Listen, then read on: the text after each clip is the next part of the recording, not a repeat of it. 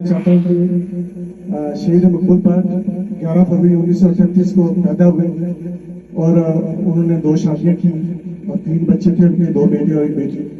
तो जिस तरह उन्होंने कहा कि वो जेल में भी गए और तशद्दुद भी हुआ उनके साथ, लेकिन इससे हिंदुस्तान में नहीं हुआ, पाकिस्तान के अंदर भी वो आए और पाकिस्तान के अंदर भी वही सलूक हुआ जो हिंदुस्तान की सरजमीन पर हुआ। तो अफसोस इस बात का है कि आजकल ये आम सोशल मीडिया पर हमारे जो शुदाए हैं कश्मीर, उनके बारे में कहा जा रहा है।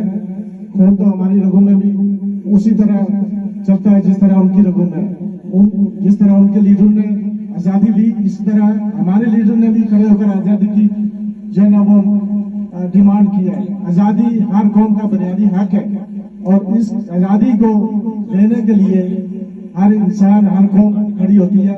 मैं समझता हूँ कि मैं ज्यादा तफसील से तो नहीं जाऊंगा, लेकिन थोड़ा यहाँ के जो हालात हैं उसके मुताबिक मैं कहूँगा कि यहाँ के जो हालात हैं, मैं अपने बारे में थोड़ा कह दूं कि मैं 1990 में यहाँ आया और मैं कुछ किस्मत हूँ कि मैं एक ऐसे घर में कदम रखा जहाँ मुझे बहुत सारा कुछ सीखने को मिला और मैं ये चीजें कॉलेज और यूनिवर्सिटी में नहीं सीख सकता जो उस घर से मुझे तालीम मिली और आज उसी की वजह से मैं इस मकाम पर पहुंचा हूँ कि उस दिन 90 से मैंने ये लिबरेशन फ्रंट ज्वाइन की थी, तो आज ऑलमोस्ट 32 ईयर्स हो गए।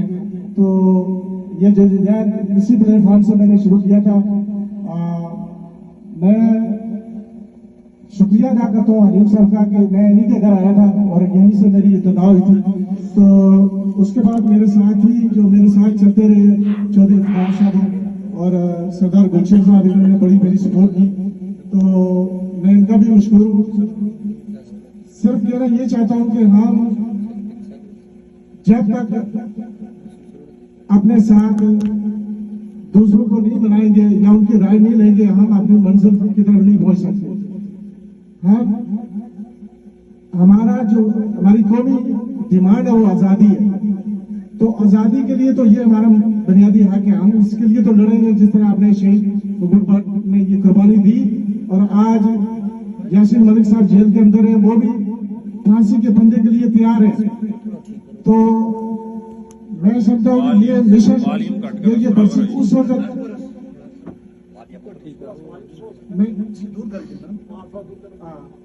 ये मिशन उस वक्त मुकम्मल होगा जब मकबूल भट्ट शहीद की जस्त खाकी को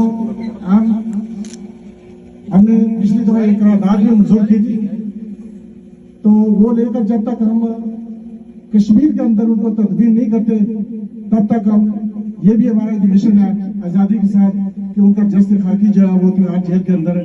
तो उनकी जो कुर्बानियां हैं वो मैं ये कहना चाहता हूँ, जब वो जेल में थे तो आप उनकी हिस्ट्री पढ़ें, उन्होंने जो केस लड़े हैं वहां जो कैदी थे हिंदू कैदी थे और उनके भी उन्होंने केस लड़े हैं। और ये मैं समझता हूँ कि आज जो हम जिस मुकाम पर खड़े हैं हमें ये चाहिए कि मिलकर जो है वो हम आजादी की तहरीक को जारी रखें। मेरा ये कहने का मकसद है कि मैं जाती तौर पर जिस पोजीशन में मैं खड़ा हूँ, मैं कह रहा हूँ कि यहाँ न्यूयॉर्क के अंदर मुझे 30 साल हो गए, मैं कहीं मूव नहीं हुआ। मुझे राजा मुजफ्फर साहब ने ये कहा कि आप डैलस आ जाओ, तो मैंने राजा मुजफ्फर साहब से ये कहा कि मैं न्यूयॉर्क नहीं छोड़ूंगा, ये एक ऐसा बेस है जो कश्मीर के लिए हम काम करते हैं।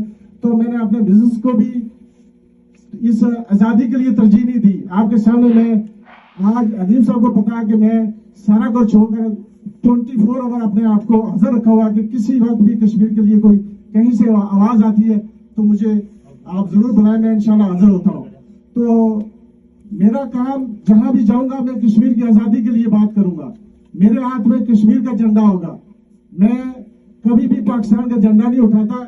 मैं ये जरूर करता हूं कि कश्मीर के लिए जिनको खदशात है, जो चाहते हैं कि कश्मीर बनेगा पाकिस्तान, उन्हें मैं कहता हूँ उसके नाखुन लो। कश्मीर पाकिस्तान नहीं बन सकता।